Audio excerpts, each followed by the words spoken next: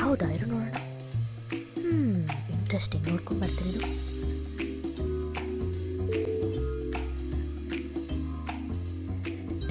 ಏನೇ ಕ್ಯೂಟಿಪ್ಪ, ಇಷ್ಟು ಕಷ್ಟಪಟ್ಟು ಏನು ತುಂಬಾ ಡೀಪಾಗಿ ಕ್ಯಾಲ್ಕುಲೇಟ್ ಮಾಡ್ತಾ ಇದೆಯಾ? ಕ್ಯಾಲ್ಕುಲೇಟರ್ ಇದೆ ತಾನೇ ಫೋನಲ್ಲಿ? ಮೊನ್ನೆ ರಿಸರ್ಚ್ ಮಾಡ್ತಾ ಇದ್ದೆ, ಅವಾಗ ಒಂದು ಹೊಸ ವಿಷಯ ನಂಗೆ ಗೊತ್ತಾಯ್ತು. ಓಕೆ, ಅದನ್ನ ನೋಡೋಣ ಅಂತ ಈಗ ಪ್ರಾಕ್ಟೀಸ್ ಮಾಡ್ತಾ ಇದ್ದೀನಿ. ಓ, ಹಾಗಿದ್ರೆ ಟೈಮ್ ಫಾರ್ ಎಪಿಸೋಡ್ 2ನಾ? ಎಕ್ಸಾಕ್ಟ್ಲಿ, ಕರೆಕ್ಟ್ ಆಗಿ ಗೆಸ್ ಮಾಡಿದ್ಯಲ್ವಾ ನೀನು? ವಾ, ಸೂಪರ್. ಮತ್ತೆ ಇನ್ಯಾಕ್ ತಡ, ಶುರು ಮಾಡ್ಬಿಡಣ್ವಾ? ಡೆಫಿನೆಟ್ಲಿ. ನಮಸ್ತೆ ಎಲ್ರಿಗೂ, welcome back to my channel. So ಆಗ್ಲೇ ಹೇಳ್ತಿದ್ದೆ, ನೀನು ಏನೋ ರಿಸರ್ಚ್ ಮಾಡಿ ಹೊಸ ವಿಷಯ ಕಲ್ತ್ಕೊಂಡೆ ಅಂತ. ನಮ್ಮೆಲ್ರಿಗೂ ಹೇಳ್ಕೊಡ್ತೀಯಾ ಏನ್ ಕಲ್ತ್ಕೊಂಡೆ ಅಂತ? ಖಂಡಿತ. ಆಸಮ್. ಈ 50 ವರ್ಷದ ಆಸ್ಪಾಸ್ ಇದೆಯಲ್ಲ ನಮ್ದು, ಅದೇನು ಅಂದ್ರೆ ಒಂಥರ ಇಂಟ್ರೆಸ್ಟಿಂಗು, ಒಂದ್ ಸ್ವಲ್ಪ curious, at the same time ಅದು ಒಂಥರ ಕನ್ಫ್ಯೂಸಿಂಗ್ ಆಗೂ ಇರುತ್ತೆ. ಓಕೆ. ಇವಾಗ ನಮ್ಮ ಮಕ್ಕಳು ಓದ್ ಮುಗಿಸಿರ್ತಾರೆ, ಕೆಲ್ಸಕ್ಕೆ ಸೇರಿರ್ತಾರೆ, ಮದ್ವೆ ಆಗಿ ಅವ್ರದ್ದೇ ಆದ ಆಶಯದಲ್ಲಿ ಬದುಕೋದಕ್ಕೆ ತಯಾರಿ ಮಾಡ್ಕೋತಾ ಇರ್ತಾರೆ. ಅವ್ರನ್ನ ಒಂದ್ ಕಡೆಗಿಟ್ಟು ನಾವಾಗ ನೋಡಿದ್ರೆ ಇವಾಗ ಸ್ವಲ್ಪ ರಿಲ್ಯಾಕ್ಸ್ ಆಗ್ತಿದೀವಿ ಅಂತ ಅನ್ಸುತ್ತೆ. ನಿಮ್ಗೂ ಫ್ರೀ ಟೈಮ್ ಜಾಸ್ತಿ. ಹೌದು. ಇವಾಗ ಏನು ಅಂದ್ರೆ, ಇಷ್ಟು ವರ್ಷ ನಾವು ನಮ್ದೇ ಆದ ಪ್ಲಾನ್ಸ್ಗಳನ್ನ ಮಾಡ್ಕೊಂಡಿರ್ತೀವಿ, ಫ್ಯಾಮಿಲಿನ ಏನೋ ಮ್ಯಾನೇಜ್ ಮಾಡಿರ್ತೀವಿ, ಒಂದ್ ಹಂತಕ್ಕೆ ತಂದು ನಿಲ್ಸಿರ್ತೀವಿ. ಆ ಟೈಮಲ್ಲಿ ನಮ್ಮ ಬ್ರೈನ್ ತುಂಬಾ ಸ್ಟ್ರೆಸ್ ತಗೊಂಡಿರುತ್ತೆ, ವೀಕ್ ಆಗ್ತಾ ಇರತ್ತೆ. ಬಾಡಿ ತರಾನೇ ಬ್ರೈನು ವೀಕ್ ಆಗ್ತಾ ಹೋಗತ್ತೆ. ಓಕೆ. ಆದ್ರೆ ಈ ವಯಸ್ಸಲ್ಲಿ ನಮ್ಗೆ ಏನಾದ್ರೂ ಹೊಸದ್ ಮಾಡ್ಬೇಕು ಅಂತ ಅನ್ಸೋಕ್ ಶುರುವಾಗೋದು ಇವಾಗ್ಲೇ. ಅವಾಗ ಏನ್ ಮಾಡ್ತೀವಿ, ಒಂದ್ ಸ್ವಲ್ಪ ವಾಕಿಂಗ್ ಹೋಗಕ್ ಸ್ಟಾರ್ಟ್ ಮಾಡ್ತೀವಿ. ಒಬ್ಬೊಬ್ರು ಯೋಗ ಕ್ಲಾಸ್ ಸೇರ್ಕೊಳ್ತಾರೆ, ಧ್ಯಾನ ಮಾಡ್ತಾರೆ, ಅವ್ರಿಗೆ ಬೇಕಾದ ಭಜನೆಗೆ ಸೇರ್ಕೊಳ್ತಾರೆ, ಜಿಮ್ ಮಾಡ್ತಾರೆ. ನನ್ ಕೆಲವೊಬ್ರು ಫ್ರೆಂಡ್ಸ್ ಎಲ್ಲ ಜಿಮ್ಗಳಿಗೂ ಹೋಗ್ತಾ ಇದಾರೆ. ಹೇಗಿರ್ತಾರೆ, ಬಾಡಿ ಮಸಲ್ಸ್ಗೆ ನಾವು ವರ್ಕೌಟ್ ಮಾಡಿದ ಹಾಗೆ ಬ್ರೈನ್ ಒಂದ್ ಮಸಲ್ ಅಲ್ವಾ, ಅದಕ್ಕೂ ನಾವು ವರ್ಕೌಟ್ ಮಾಡ್ಬೇಕು ಅಂತ ಎಷ್ಟೋ ಜನ ಗೊತ್ತೇ ಇರಲ್ಲ. ಕರೆಕ್ಟ್, ನನಗೂ ಗೊತ್ತಿರಲಿಲ್ಲ. ಗೊತ್ತಿದ್ರು ಕೆಲವರು ಮಾಡಲ್ಲ. ಓಕೆ. ಅದಕ್ಕೆ ಏನ್ ಮಾಡ್ಬೇಕಂದ್ರೆ, ನಾವು ಬ್ರೈನ್ ನ ತುಂಬಾ ಚೈತನ್ಯವಾಗಿ ಇಟ್ಕೋಬೇಕು, ಒಂದ್ ಶಕ್ತಿ ಕೊಡ್ಬೇಕು ಅದಕ್ಕೆ, ಮತ್ತೆ ಆಕ್ಟಿವ್ ಆಗಿರ್ಬೇಕು. ನಮ್ಗೆ ಅರಳು ಮರಳು ಬರಬಾರ್ದು ಅಂತ ನಾವ್ ಅಂದ್ಕೊಂಡು ಶುರು ಮಾಡಿದ್ರೆ, ಬ್ರೈನ್ಗೆ ಒಂಚೂರು ಎಕ್ಸಸೈಸ್ ಶುರು ಮಾಡಿದ್ರೆ, ನಾವು ಅರಳು ಮರಳು ರೀಚ್ ಆಗಲ್ಲ, ಮರಳಿ ಅರಳ್ತೀವಿ. ವಾ ವಾ ವಾ ವಾ, ಯಾ ಬಾತ್ ಹೈ. ಹೇ, ನೀನು ಹೇಳಿದ ಕರೆಕ್ಟು ಕಣೆ. ಸೊ ನಾವು ಹೊಸ ವಿಷಯಗಳನ್ನು ಕಲಿತಾ ಹೋದಾಗ, ಹೊಸ ಎಕ್ಸ್ಪೀರಿಯನ್ಸಸ್ ಮಾಡ್ತಾ ಹೋದಾಗ, ನಮ್ಮ ಬ್ರೈನ್ನಲ್ಲಿ ಹೊಸ ಪಾತ್ವೇಸ್ ಕ್ರಿಯೇಟ್ ಆಗ್ತಾ ಹೋಗುತ್ತಂತೆ. ಸೊ ಇದರಿಂದ ಏನಾಗುತ್ತೆ, ಹೊಸ ಪಾತ್ವೇಸ್ ಕ್ರಿಯೇಟ್ ಆಗ್ತಾ ನಮ್ಮ ಬ್ರೈನು ಇನ್ನೂ ಯಂಗ್ ಆಗ್ತಾ ಹೋಗುತ್ತಂತೆ, ಇನ್ನೂ ಆಕ್ಟಿವ್ ಆಗ್ತಾ ಹೋಗುತ್ತಂತೆ. ಹೌದು. ಸೊ ಈ ಹೊಸ ವಿಷಯಗಳು ಕಲಿಯೋದು ಅಂದ್ರೆ ಏನು? ಹೊಸ ಲ್ಯಾಂಗ್ವೇಜಸ್ ಕಲಿಯೋದಂತೆ, ಹೊಸ ಮ್ಯೂಸಿಕಲ್ ಇನ್ಸ್ಟ್ರೂಮೆಂಟ್ಸ್ ಕಲಿಯೋದ್ರಿಂದ, ಏರೋಬಿಕ್ಸ್ ಆಗಲಿ, ಎಕ್ಸಸೈಸಸ್ ಆಗಲಿ, ಆಕ್ಚುಲಿ ಮೈಂಡ್ಫುಲ್ ಮೆಡಿಟೇಷನ್ ಮಾಡೋದ್ರಿಂದ ನಾವು ಬ್ರೈನಲ್ಲಿ ಹೊಸ ಪಾತ್ವೇಸ್ ಕ್ರಿಯೇಟ್ ಆಗುತ್ತಂತೆ. ಕರೆಕ್ಟ್.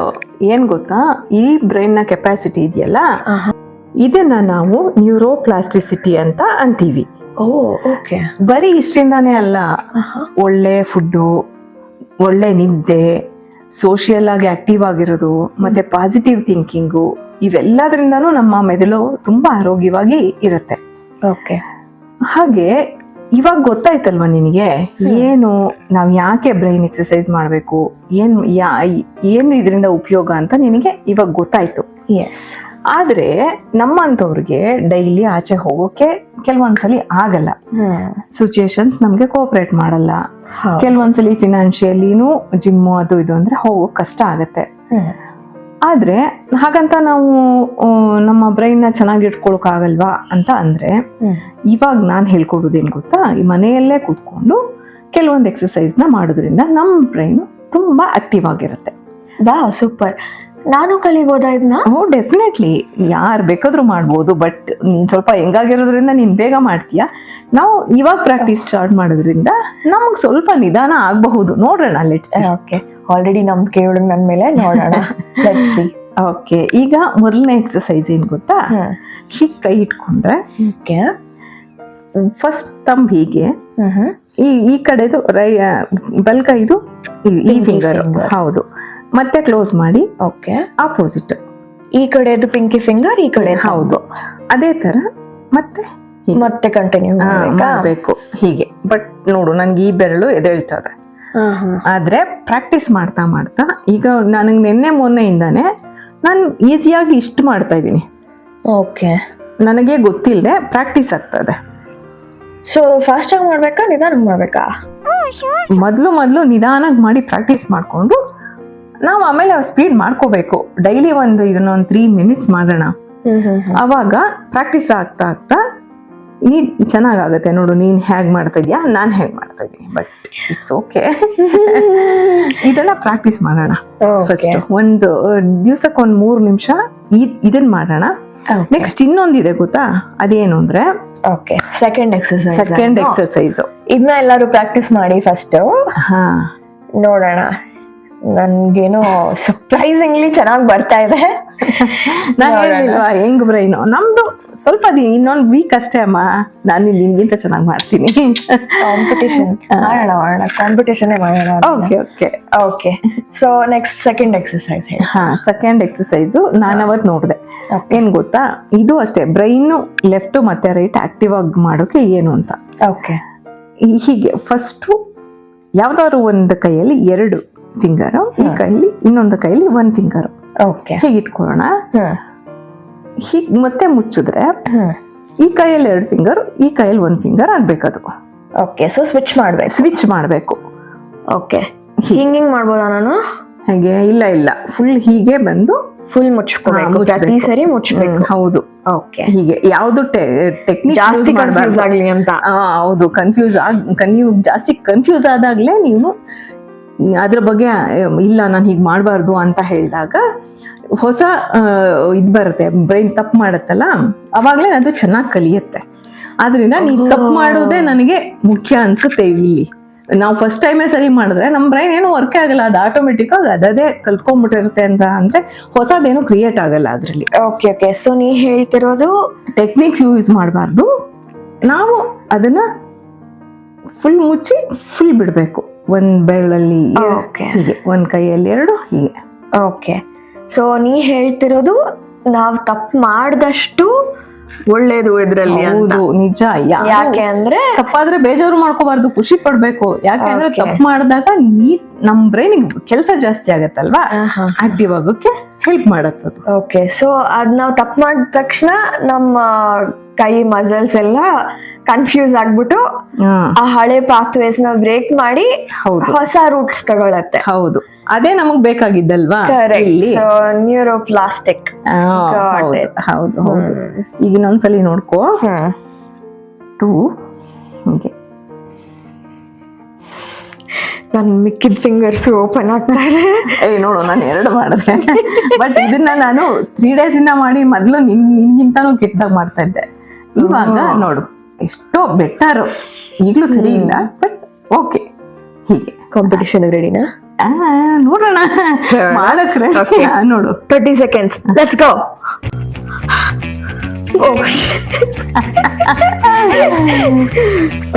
ಕಷ್ಟ ಇದೆಯಪ್ಪ ಅಲ್ವಾ?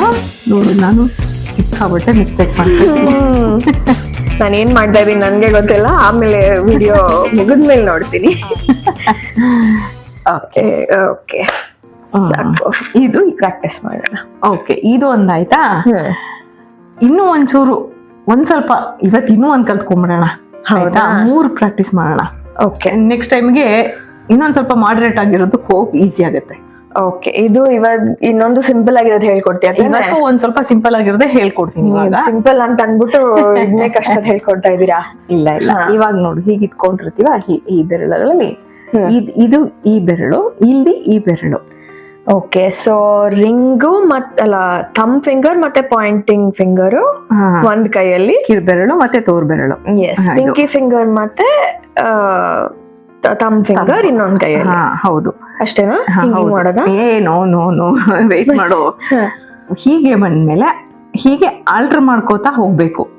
ಬಟ್ ಮಾಡ್ಬೇಕು. ಬಟ್ ನಮ್ ಬ್ರೈನ್ ಏನ್ ಮಾಡತ್ತೆ, ಎರಡು ಒಂದೇ ಕೈಗೆ ಬಂದ್ಬಿಡತ್ತೆ ಮಾಡುವಾಗ, ಎರಡು ಒಂದೇ ಫಿಂಗರ್ಸ್ ಹೋಗ್ಬಿಡ್ತೀವಿ. ಆದ್ರೆ ಹಾಗಲ್ಲ, ಇದು ಆಪೋಸಿಟ್ ಆಗಿ ಮಾಡ್ಬೇಕು. ಈಗ ನೋಡು, ಇಲ್ಲಿಂದ ಸ್ಟಾರ್ಟ್ ಮಾಡಿದ್ರೆ ಹೀಗೆ ನೋಡು, ಮತ್ತೆ ನನ್ಗೆ ಕನ್ಫ್ಯೂಷನ್ ಆಗತ್ತೆ ಹೀಗೆ ಬ್ರೈನ್ಗೆ. ನಾನ್ ಕರೆಕ್ಟ್ ಆಗಿ ಮಾಡ್ತಾ ಇದೀನಾ? ನೋಡು ಏನ್ ಮಾಡ್ತಾ ಇದೆ. ಇಲ್ಲ, ನೋ, ರಾಂಗ್. ಇದೆರಡು, ಅಯ್ಯೋ ಮತ್ತೆ ತಪ್ಪು ಮಾಡಿದ್ನೆ. ನಾನು ತಪ್ಪು ಮಾಡ್ತಾ ಇದೀನಿ. ಈಗ ನೋಡಿ, ತುಂಬಾ ಕನ್ಫ್ಯೂಸಿಂಗ್ ಆಗಿದೆ. ಸೊ ಮತ್ತೆ ಹಂಗೆ ರಿವರ್ಸ್ ಬರ್ಬೇಕು. ಹೀಗೆ ಬರೋ ಹೊತ್ತಿಗೆ ಈ ಫಿಂಗರ್ ಮತ್ತೆ ಈ ಫಿಂಗರ್ ಆಗಿರ್ಬೇಕು. ಅದೇ ಚಾಲೆಂಜ್. ಒಂದೇ ದಿನಕ್ಕೆ ಇದು ಮೂರನ್ನು ಒಂದ್ ಸ್ವಲ್ಪ ಹೊತ್ತು ಪ್ರಾಕ್ಟೀಸ್ ಮಾಡಿ ಬಿಟ್ರೆ ನಾಳೆಗೆ ಒಂದ್ ಸ್ವಲ್ಪ ಅಟ್ಲೀಸ್ಟ್ ಬಂದಿರುತ್ತೆ. ಫ್ರೀ ಆಗಿ ಕೂತ್ಕೊಂಡು ಟಿವಿ ನೋಡ್ತಾ ಇರ್ತೀವಲ್ಲ, ಅವಾಗ ಇದನ್ನ ಹೀಗೆ ಸ್ಟಾರ್ಟ್ ಮಾಡ್ಕೊಂಡು ಸುಮ್ನೆ ಮಾಡ್ತಾ ಇದ್ರೆ ನಮ್ಗೆ ಗೊತ್ತಿಲ್ದಾಗ ಒಂದೊಂದ್ಸಲಿ ಸರಿಗ್ ಬಂದ್ಬಿಟ್ಟಿರುತ್ತೆ. ಆ ತರ ಅದು ಪ್ರಾಕ್ಟೀಸ್ ಮಾಡ್ಬೇಕು. ನಾನು ತುಂಬಾ ಮಾಡ್ಬೇಕು, ಇದ್ರ ಬಗ್ಗೆ ತುಂಬಾ ವರ್ಕ್ ಮಾಡ್ಲೇಬೇಕು. ಓಕೆ, ಹಾಗಿದ್ರೆ ಒಂದ್ ಕೆಲ್ಸ ಮಾಡೋಣ, ಅವ್ರಿಗೂ ಪ್ರಾಕ್ಟೀಸ್ ಮಾಡಕ್ ಟೈಮ್ ಕೊಡೋಣ, ನಾವು ಪ್ರಾಕ್ಟೀಸ್ ಮಾಡೋಣ. ನೆಕ್ಸ್ಟ್ ಎಪಿಸೋಡ್ ಅಲ್ಲಿ ಎಲ್ರು ಚೆನ್ನಾಗಿ ಪ್ರಾಕ್ಟೀಸ್ ಮಾಡ್ಕೊಂಡು ಎಷ್ಟೆಷ್ಟು ಮಾಡಿದೀರಾ ತೋರಿಸಿ, ನಮಗೂ ಕಮೆಂಟ್ ಮಾಡಿ. ಎಷ್ಟು ಕಲ್ತ್ರಿ, ಮಾಡಕ್ ಆಗ್ತಿದ್ಯಾ ಎಲ್ಲ ನಮಗೂ ಹೇಳಿ. ನಾವು ನೆಕ್ಸ್ಟ್ ಎಪಿಸೋಡ್ ಅಲ್ಲಿ ಬಂದು ನಾವೆಷ್ಟು ಕಲ್ತಿದೀವಿ ಅಂತ ನಿಮ್ಗೂ ತೋರಿಸ್ತೀವಿ. ನೆಕ್ಸ್ಟ್ ಎಪಿಸೋಡ್ ಅಲ್ಲಿ moderate exercises ಹೇಳ್ಕೊಡ್ತೀಯಾ?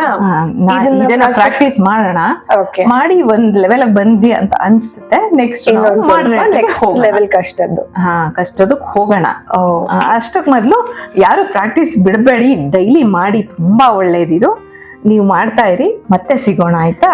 Awesome, see you all. Okay, ಎಲ್ಲರೂ ಅಷ್ಟೇ ಹೆಲ್ತಿ ಆಗಿರಿ, ಹ್ಯಾಪಿ ಆಗಿರಿ, ಮತ್ತೆ ಲೈಟ್ ಆಗಿರಿ. ಬಾಯ್, ನಮಸ್ತೆ.